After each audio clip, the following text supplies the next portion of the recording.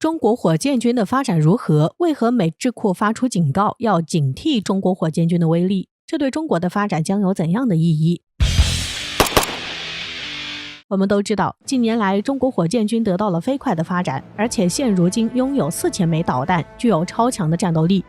因此，中国火箭军的威力使许多国家都感到害怕，连强大的美国都对中国的火箭军忌惮3分。这不，近日美国智库再一次发出提醒，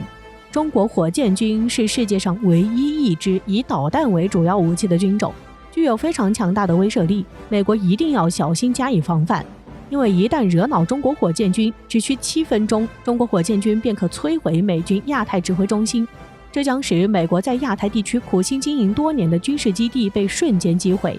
投入的数千亿美元也将一同化为乌有，甚至还将对美国本土进行毁灭性打击。那么，中国火箭军具有怎样的威力？为何会使美国都感到如此忌惮？据悉，中国火箭军是中国人民解放军除了海、陆、空3军外的新军种，其是由第2炮兵更名而来，于2015年12月31号正式成立，是中国大国地位的战略支撑，是维护国家安全的重要基石，且担负着维护国家安全的重任，有着极其高的历史地位。关于中国火箭军的由来有一段故事，最早提出成立中国火箭军的想法是1956年由中国火箭之父钱学森提出的。当时钱学森在给中国高级将领讲课，他在黑板上写下火箭军3个字。他介绍说，火箭军就是一支导弹部队，是一支不同于现有的陆海空3军的新型部队，是一支能够远距离高准确度命中目标的部队，是现代化战争中极其重要的后起之秀。因此，钱学森在提出关于成立火箭军的想法后，随即就向中共中央军委建议成立一个新的军种，名字可以叫火军，就是装备火箭的部队，这也是火箭军名字的由来。但是由于当时中国受到经济基础薄弱、外交环境错综复杂、军事装备水平较落后等因素的制约，因此就不具备成立独立军种的条件，加上出于保密的需要，所以火箭军在当时还没有问世，只是以一个特殊的身份穿插在了部队之中。随后经过中国不懈努力的探索发展，在1966年发射了第1枚导弹核武器，就在第2天低调成立了中国战略导弹部队，周总理亲自为其取名为第2炮兵，这也就是我们所熟知的2炮。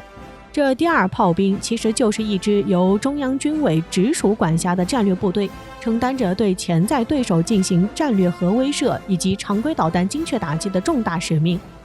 随后经过了几十年发展后，其终于成长为一支足以震慑对手的强大力量。因此到了2015年，第2炮兵终于迎来了蜕变，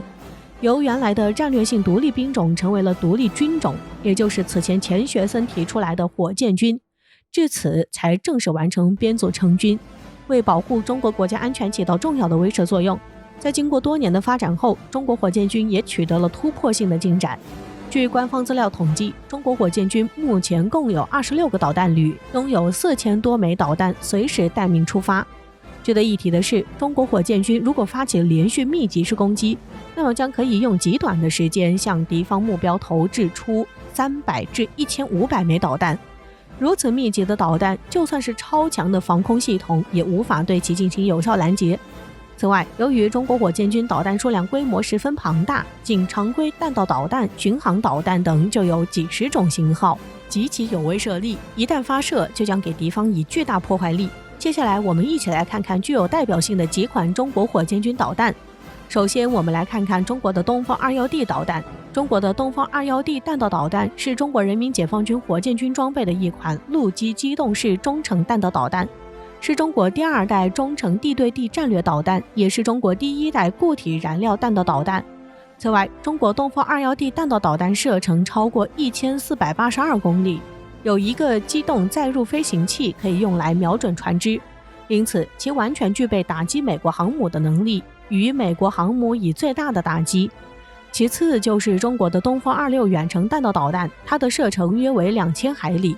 它也是能够大区域无依托机动发射，可实施快速核反击，能对陆上重要目标和海上大中型舰船实施常规中远程精确打击，是中国军队通用全域射战的新型杀手锏武器。